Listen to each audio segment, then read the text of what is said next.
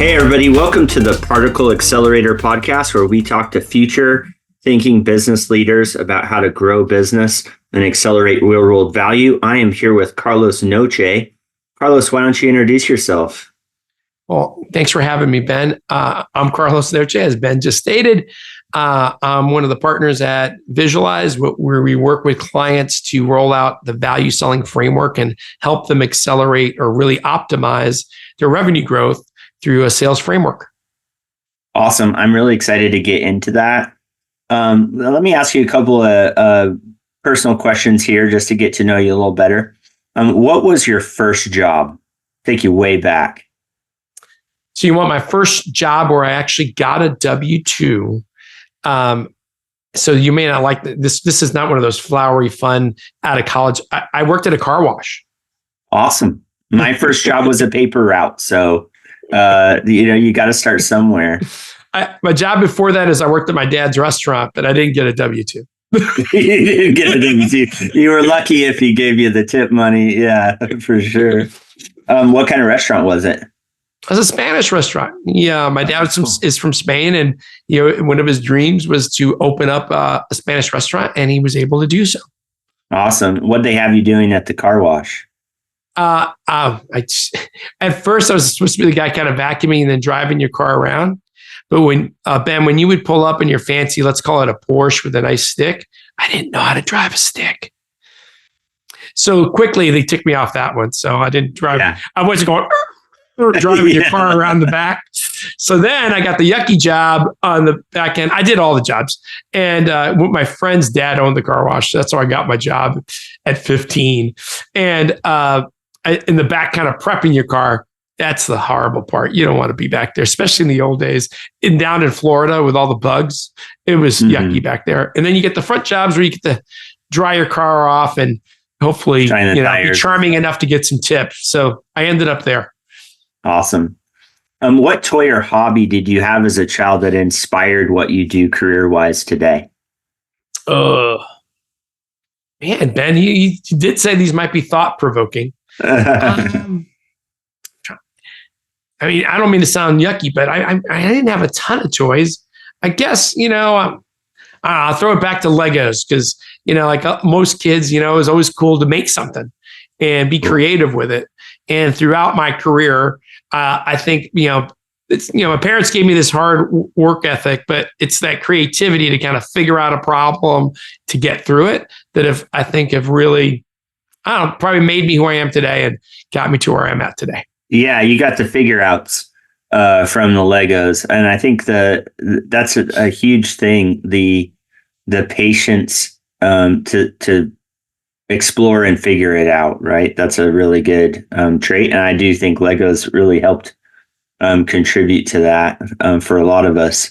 What was your favorite or least favorite and least favorite course in college? So favorite was probably public speaking, or I don't know what it was called. I don't know. I did pretty good there. You could be creative on these speeches. I'm not going to tell you what my best grade was for this podcast because it's not going to make me look very good. But we had a debate one. We had to do different ones, and I don't know. I was a shy kid in high school. And if it wasn't for DECA, which was this business competition, and an amazing teacher that really pushed me to do better, I probably wouldn't have. I wouldn't have been good at that public speaking class whatsoever. So it was really before that helped. Least favorite. A class I thought I would like. So Ben, you may be surprised. I got an accounting degree, and a class that I thought I would like was cost accounting, but I had a horrible professor, and he made it horrible. And I got a C. That's one of my 2 C's in college. Yeah. Yeah. We had some professors. I went to Colorado School of Mines, so we had a couple of professors that had like compounding accents. Like they were from, they were from Korea, but had trained in Wales and then grew up in Australia. And so they had like compounding accents. And sometimes that in lesson experience could be a real detractor for a subject that you otherwise probably would have liked. So, sometimes the delivery matters. But I also So- liked those interactive courses. Like at Mines, we had Epics, which was kind of a project delivery course where we got to go to a plant and do process engineering, like figure out a process and then kind of pitch it to to the kind of, they made a board of people internally, and that was always fun. And I always, just felt at home in those environments. What quote from a famous person lives in your mind rent free? Lives in my mind rent free. I like a lot of quotes. I try to find inspiration in others and through their experiences. But look, the one that comes to mind, which you might laugh at me about, is Mike Tyson. Always has a great quote that everyone's got a plan till they get punched in the face. But planning is critical. But so I love that quote. Yeah, my favorite along those same lines that I say often is, everybody wants to be a gangster till it's time to do gangster shit. Like that one is common, and it's kind of the similar thing as the Tyson quote there, where you got to be, you got to be ready for what you say you want here. Be careful what you ask for. Say that because I lived in Chicago for a while, and there was a guy who ran the Chicago Board of Trade who came and spoke at some event I was at. And he talks about, this is many moons ago. I mean, there was a stock market decline, and they blamed the economy's the market in Chicago as being part of the reason for it. And he sat down with his whole board, poops hitting the fan, and he looks at them and he tells, and I remember this till today. He goes, "Folks, this is what we get paid to do. We didn't get paid to show up for the meeting to talk about how things are great. We get paid to show up when things hit the fan. And right. This is where we shine." And I've always remembered that because, sometimes you take this job because you see someone, oh my God, look, he gets to go on trips, or, oh, look, he gets to have these dinners. And you go, hey, that's the side stuff. The job's the job, and you get paid to do the hard stuff. Yeah, no, I love that. We've taken on more and more complicated enterprise solutions with our development teams. And there's always that moment of like, yeah, we don't build websites, right? We build complicated software. And so we need to still strive to make it simple. But yeah, you can't, like, be careful what you ask for. The other metaphor that I think is, the kicker on an NFL team, like that is their job to get that ball through. Like they have one job, Yeah. And so when they miss, it's hugely impactful because they are specialized. They get it through the uprights. And so if you're not getting it through the uprights, that is what you're there to do. That is your purpose. What was the greatest invention or discovery, in your opinion, in the past 300 years? Man, this is a tough one. I think there's been a lot of great inventions over the last 300 years. But, I don't know. I kind of think about the things that we use today. Maybe it might be one of the greatest inventions, but also one of the greatest addictions. Ready? It's this little sucker right over here. Yeah. The distraction device. Yeah. So one of my jobs, Ben, it was doing collections for a bank in college. Mm-hmm. And we literally had one of those car phones, and I drove to people's houses looking for money. And I think back to then, and then what's, the capabilities that are in this thing today, right? It's your camera, it's your phone, it's your calculator, it's 1,001 apps, right? It's, I don't know how many times more computing power than we had when we went to the moon. So that's kind of the amazing part of it. The bad side of it, it's a super addictive device, and it's done so intentionally. And when I do workshops where I work with folks, or hey, next time you go on a date night, does your spouse bring their phone? Do they put it on the table? Are they distracted, and are they looking at their phone during conversation? Because if you look around the restaurant, you'll see literally couples that are just sitting there looking at their phones. Yeah, I think just to expand on that, we're in the information age. We have information coming at us live. I feel like in much the same way. So if you kind of rewind it to the previous age, was this industrializing age. Tons of people are displaced because they don't get the skills to kind of go along with it. But also just now are we being more environmentally conscious with our industrialization, right? We've kind of learned the responsibility aspects that go along with that. And then with the information age, so much misinformation and, just kind of bad acting with information, like putting false information. What's the consequence for that? We can completely falsify press releases and there's no real recourse. I mean, the capitalistic population would just like not buy our products or boycott us. But for the most part, we're super irresponsible with this information age. And so I wonder, as we progress, do we kind of start to figure out a way to curate information and make it more accurate and kind of take this responsibility seriously, since we're, what time in history were they able to get public health information around to everyone? Even my buddies in India were able to, even the kind of lowest caste was able to get the information to know that they needed to shelter in place and wear masks and all this. So we're able to disseminate information so rapidly, but that doesn't really mean we're any more responsible with it than we ever have been. Very true. All right, so we'll get into kind of the heart. I'm really interested in hearing more about your framework. What tech trends significantly impacted your industry, and how did your company respond? And if you want to tell us a little more about the selling framework, this is definitely the right time to do it. So I might give you two, because the second one's a little smaller, but I think it's something that we're all kind of dealing with today. The first one, there's 1,000,001 sales processes, methodologies, you name it. I mean, I literally interviewed someone who has a competing methodology on my podcast the other day. And the nice thing about it is, if you're just open and honest, at the end of the day, we're all talking about a lot of similar stuff.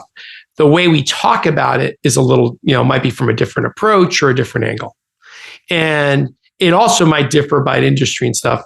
So for us, I mean, the fact that I do a lot of work with tech companies, but I've also worked with manufacturing, and believe it or not, if people are listening to this call, I'm bald. I literally use the process on a women's hair coloring company where we talked about how they could do a better job of cross-selling and upselling the products. And for the record, as they reminded to me, it's not women that just color their hair. So there was a good reminder. And but I mean, the thing that's two things. So our framework is really about aligning with someone's buying process. And I think that is why it crosses so many industries. If you're selling anything that's complex that requires you to engage in conversation, then hey, the techniques that we talk about and the framework that kind of keeps it all together is our differentiator and what makes us different than others. I really, I used this on my podcast the other day. So Ben, I don't think anybody out there really loves to be sold. Right. None of us walk around going, I got sold this car.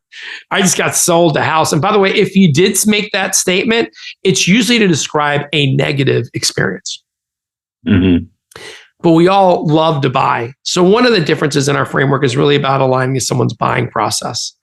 And if you think of it that way, hey, it really goes back. One of my buddies is I call him a sale historian, and he brings up books from the 1920s and 30s that talk about sales.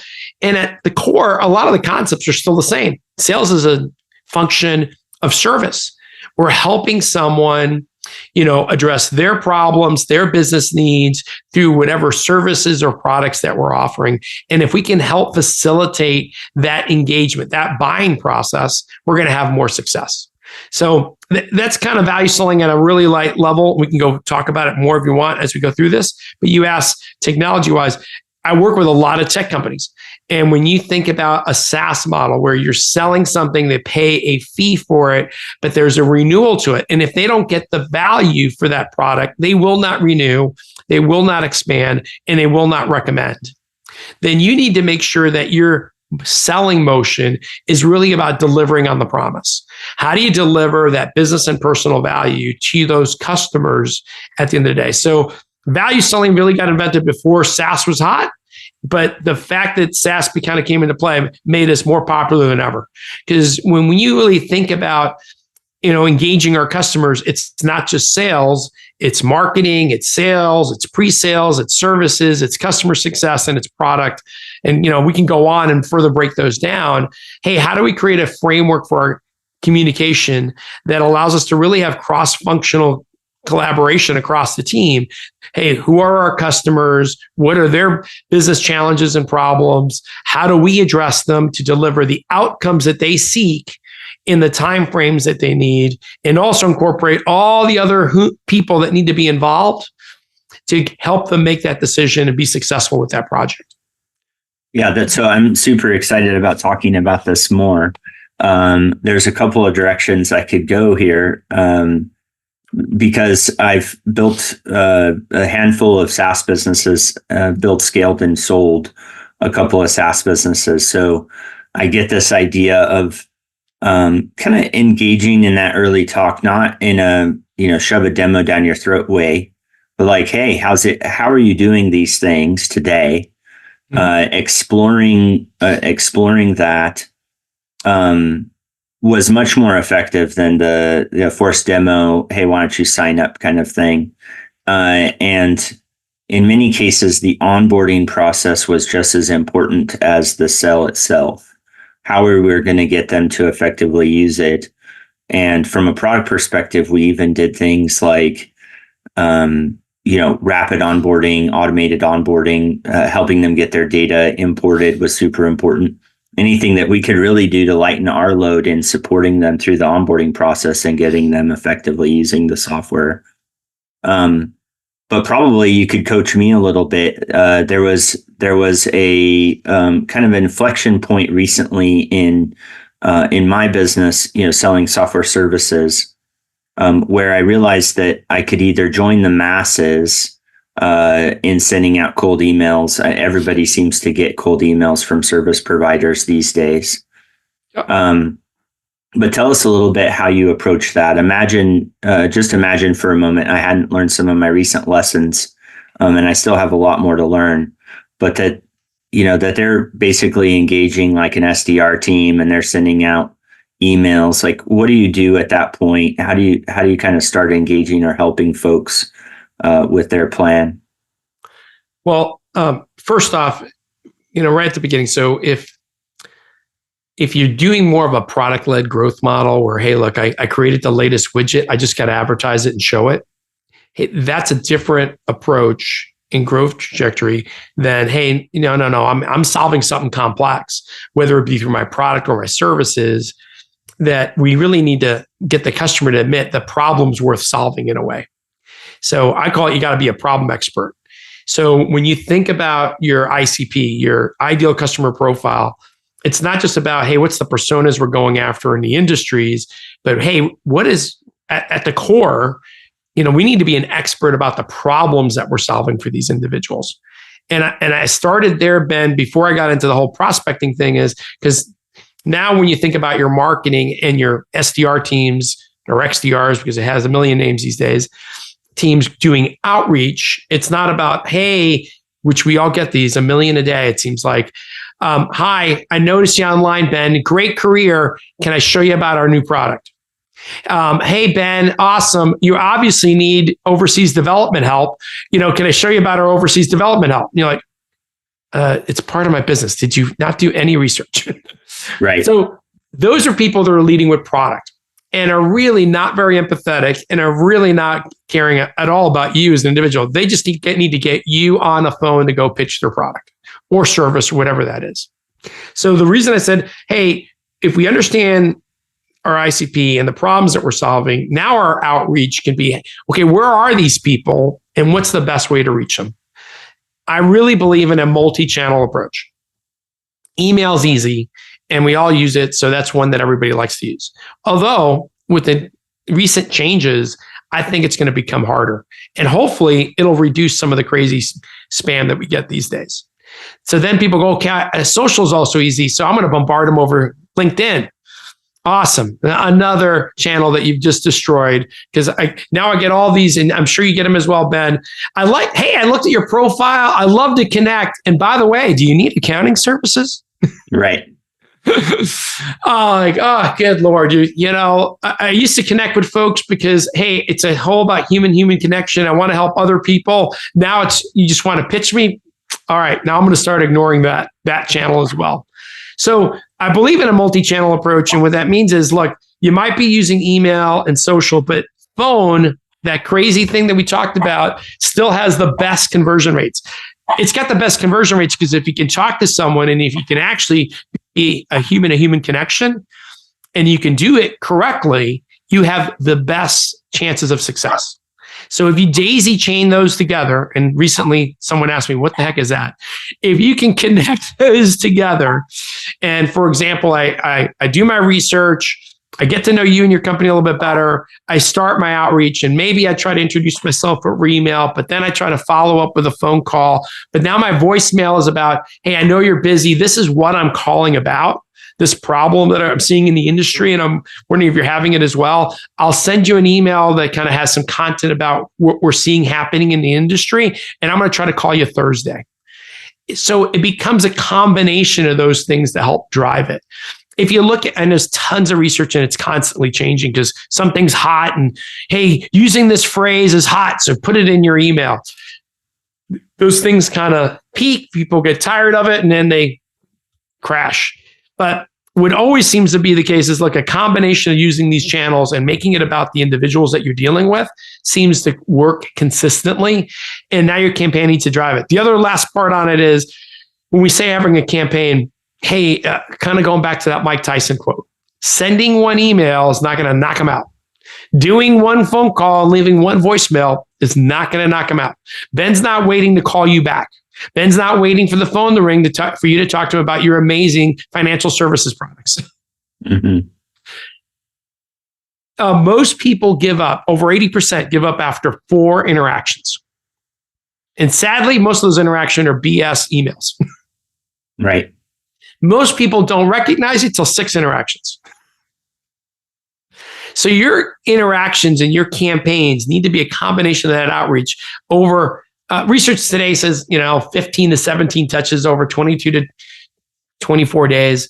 I bet you by the time this podcast comes out, it's something different. And if you ask 10 people, they'll always give you a little different combination. But here's the bottom fact. If your outreach is only 4, 5, or 6 touches, you're probably giving up way too soon. And if they're BS touches about, you haven't read my email, duh, you reminding me of it is not going to make me read it. It needs to be a value add interaction where you're providing something of value to me that makes me think and go, hey, that is a problem. Hey, I didn't know that was happening in the industry. Hey, that's great third-party content that validates your hypothesis about your problem. I might be willing to listen. Yeah. So you go on forever. Sorry, Ben.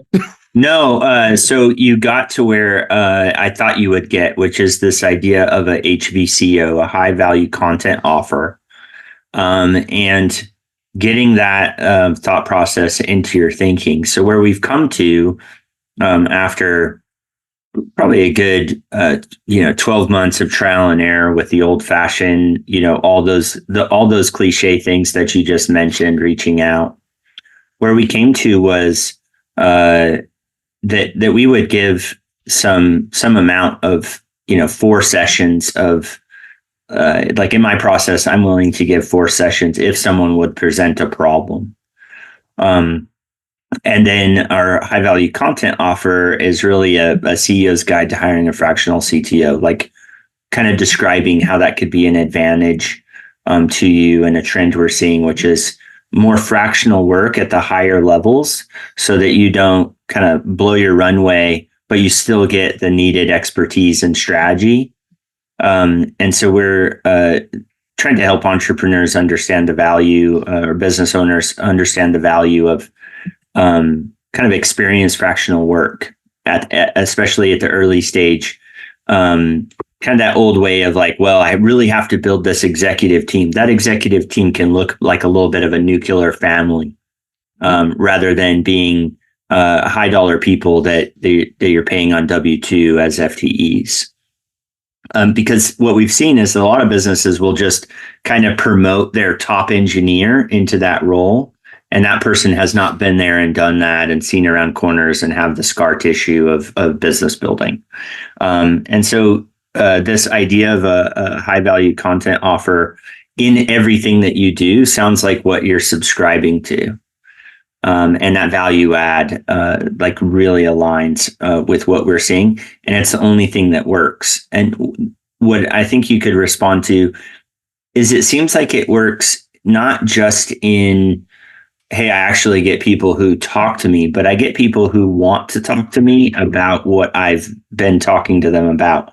There's a value exchange happening. So when I do get them on the phone or when we do engage, there's already a problem set, rather than having all these kind of awkward calls or awkward interactions where it's like, why exactly are we talking again? Yeah. So it's funny because, like, think about it. You get these calls. Our first thing that happens is our primitive brain kicks in and says, I didn't want to be on this call. I don't know this person. They're trying to sell me something that I don't want. And the last thing I do is I want to get pushed into it. Hey, it's this fight or flight. It's like, hey, I need to hang up as quickly as possible. Mm-hmm. So if there's not something of value to you that gets you to take a pause, it makes you think, hey, this might be worth having a conversation, then it's not going to happen. So you got to really know your audience and know how to engage them. One little side bit about it is, in knowing your audience, I had a CISO on our podcast and I was like, hey, how do people prospect you? He goes, look, if you're trying to email me or call me, I don't have time to talk to my own staff. I definitely don't have time to talk to you. And I'm not reading your freaking emails. I actually have an admin that reads them and just spits them out and tries to pop up the ones that are important to me based on my customers that I'm dealing with first, right? Not these outside folks. So I go, so how does somebody actually? Well, one thing I do is I go to these regional and national events. So I learn. I go to other events with other CISOs and security officers, and then we talk about topics that we're being faced with today. And if you think you could really solve a problem that matters, come be a guest speaker. Come talk about what you're seeing in the industry and what your hypothesis is. Let us poke holes in it. And if I find value in it, I will reach out to you, or at least you'll know I was there and you'll have another reason to reach out to me. But he goes, but you got to come talk to me where I'm willing to listen. So when you talk about the higher up you go in these organizations, hey, what are the chances I'm going to get a CEO to come talk to me on the phone? And I'm 20 some odd years old. Little and none. But right. If I can find out where are they listening? Where do other startups that are trying to build up their companies and get these executive staff, where do they go to get help? Who are they talking to? The other person he talked about is I work with a lot of partners, and I work with them because I trust them.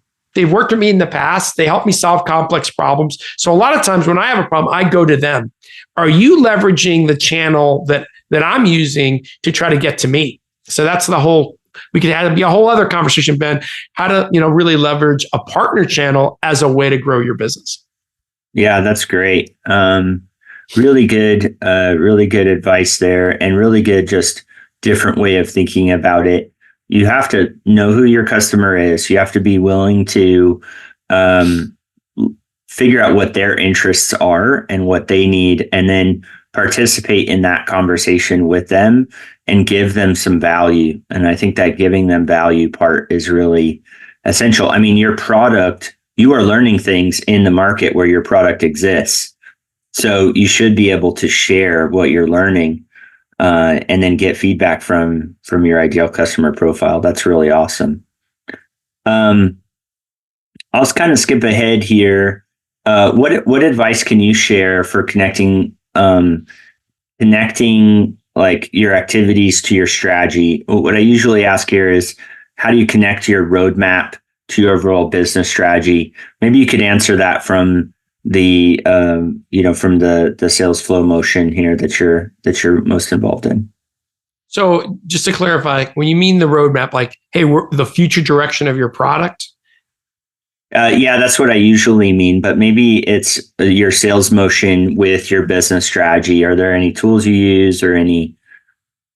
No, well, let me go back to the first one, because I do think in organizations, your sales function usually is an expensive part of your organization and has a lot of customer contact. Behind them, you got your whole services side of the arm where you're implementing something, and they may have a lot of touch with your customers. And again, Ben, I'm going to just, this will be my little caveat. I'm not the developer side of the house, but I've worked for technology companies for 20 years. And, but when I talk to folks, I go, hey, and for the last 15 years, I've worked with all sorts of companies, large multi-billion-dollar organizations, little startups. And from the outside looking, I go, folks, you're missing a huge asset. And what I mean by that is, a lot of times I'll talk to an organization about, let's talk about the sales side. And hey, why do your customers buy you? What really differentiates for you? And if you listen to their answers, it usually sounds like a marketing brochure, or I could literally bring up their website and highlight some of the words that they're throwing out at me. You go, hey, good news is you've kind of read your marketing content. That's nice. But really, if I was having a beer with your customer and I go, hey, before you bought us, what were you dealing with? And what's life like after you bought us? What would they tell me? And the reality is, in a lot of organizations, people don't go that far to actually figure that out. I think your customers are your greatest asset to drive your roadmap. Mm-hmm. Now, and that means having conversations with sales and other people that have touch points with customers, but also customers, about what they're seeing and what their needs are. Clarify, this is the old days of CRM. I would say, other than our founders creating an amazing platform and having the visibility into it, but I think one of the reasons they did is the founders were the customers originally. They were dealing with trouble tickets, and they were dealing with development, and so when they built this foundation, they built something that they knew. It wasn't like, hey, I'm going to create this widget, now let me go find a problem. They knew the problem. But later on, one of the products we came out with was this whole contract management product. Not very sexy word, but what we did is we found 5 different customers that had a need for contract management, made them part of this committee to help design the product, made them commit to being the pilot for this product. And it was the best thought out,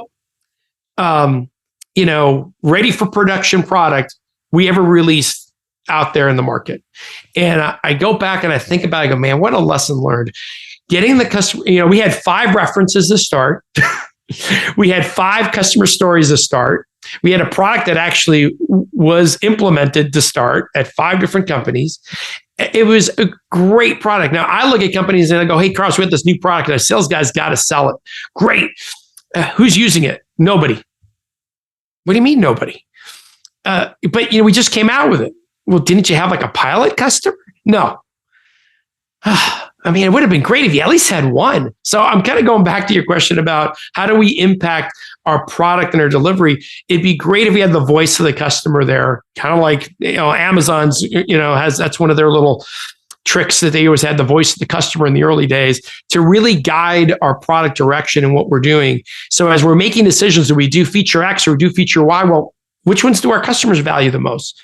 Which ones has more customers are going to buy it versus being a one-off just for one customer, or something we want to produce because we think it's cool. Hey, let's validate that. What is the market seeing and what are our customers seeing?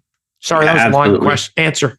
No, it's great. I mean, what we also see is sometimes those early adopters are paying the subscription fee for what you will build and having input into that, right? They know that you're half the features of what you will someday have. Your MVP is, meeting one of their needs, but not all of their needs.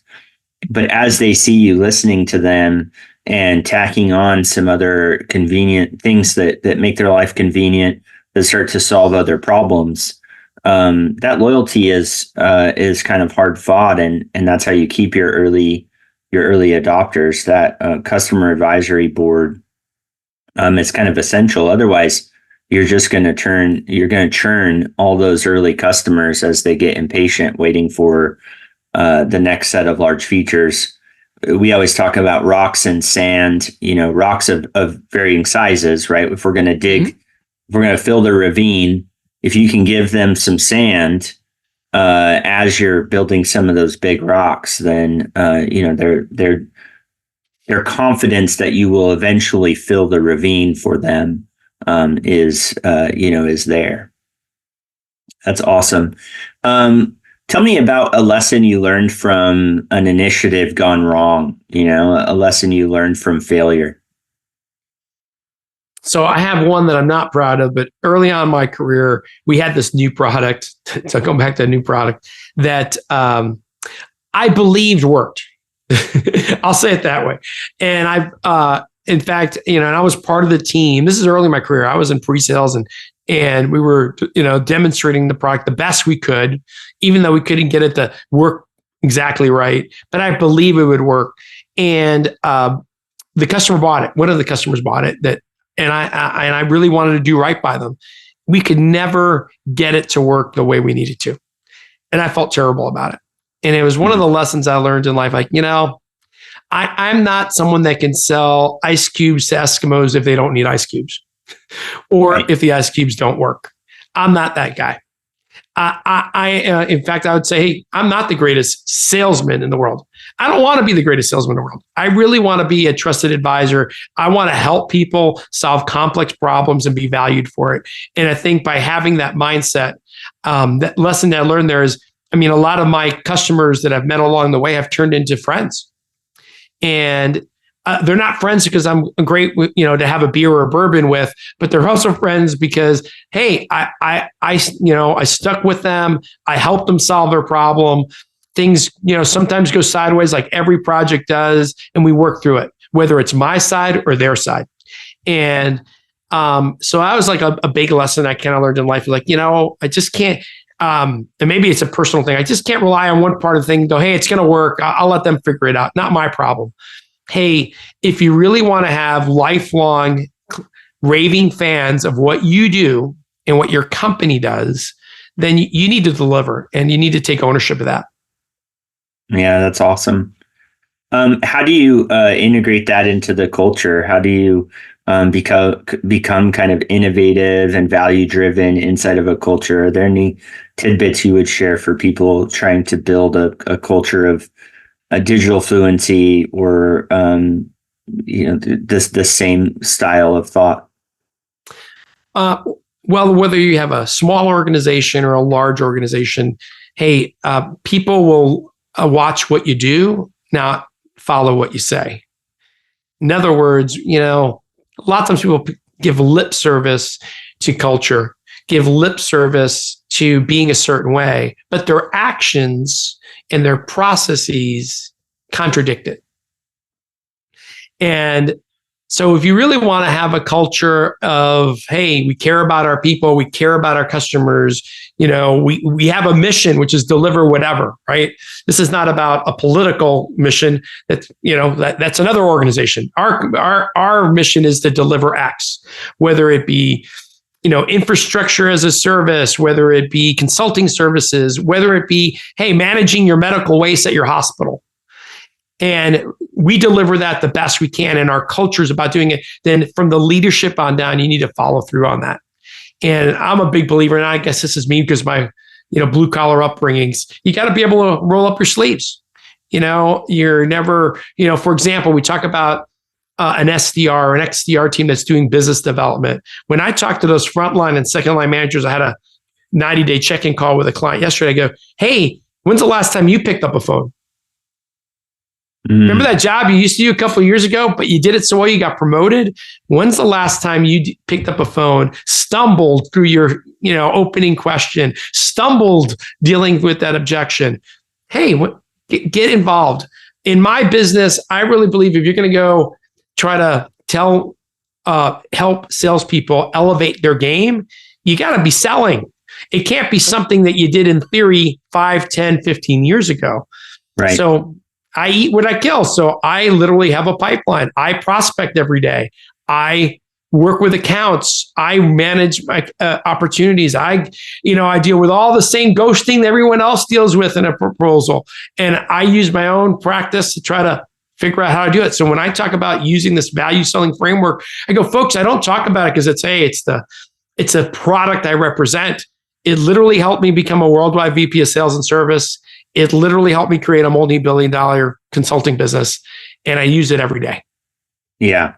The difference between empathy and sympathy is huge in culture, right? I think most leaders are at least sympathetic, but not very many leaders have a culture of empathy where they know what it's like to be in the grind where they're asking the customer to be. And I think the difference between empathetic leadership and sympathetic leadership is palpable inside of an organization.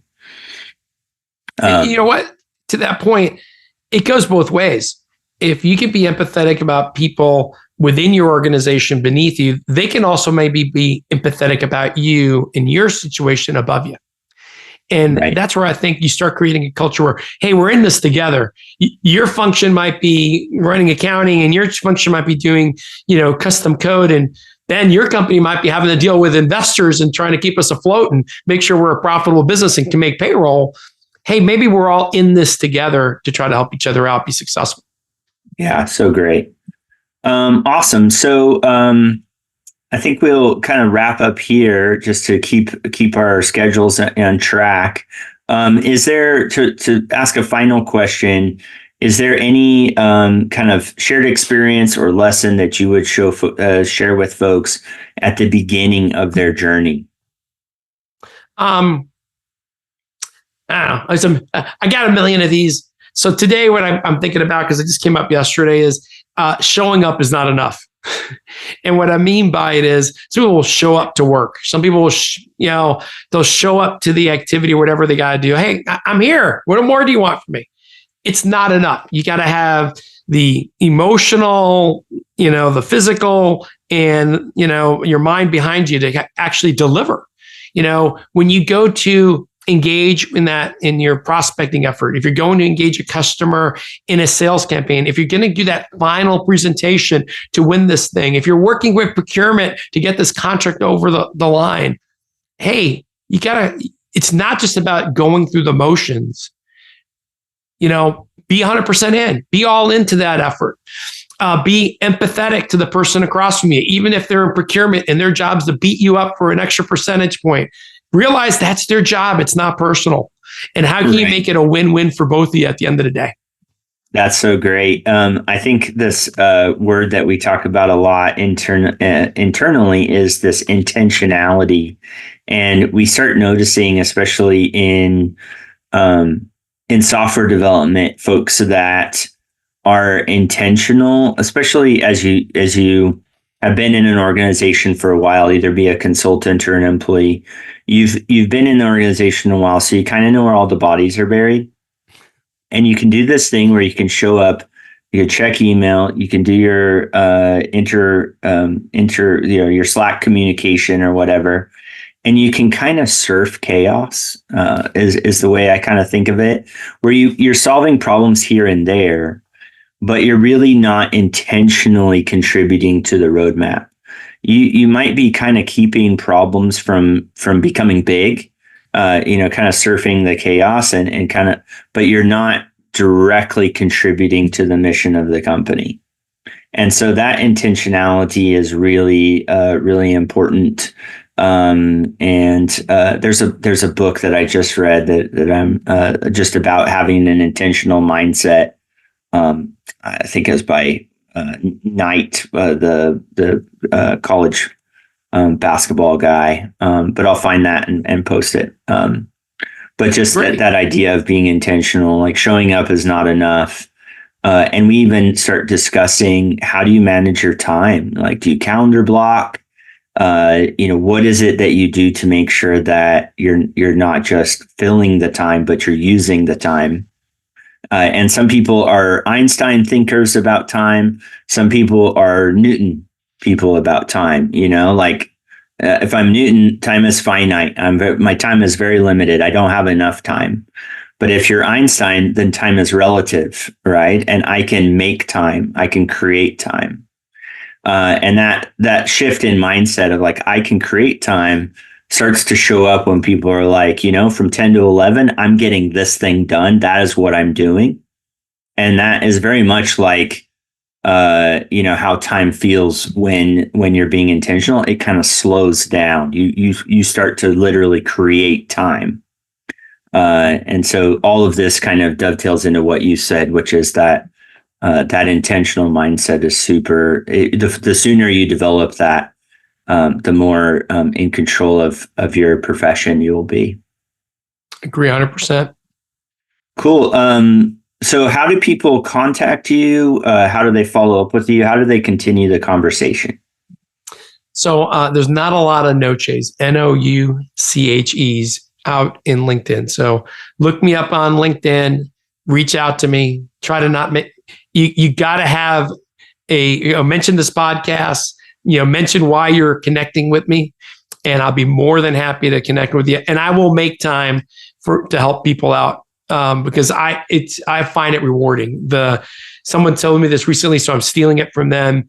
The gift is in the giving. So, hey, I will make time for someone that reaches out and has a genuine, need to have a conversation and want some advice. If you're trying to pitch me with something, you can tell me that early on, but I probably won't make time for that. Yeah, the pitcher that won't be pitched. But as we discussed, I mean, it's about a value exchange. I love it. This has been great. I really appreciate you being on the podcast, and we'll get people to reach out. Thanks, Carlos. Thanks for having appreciate me. your time.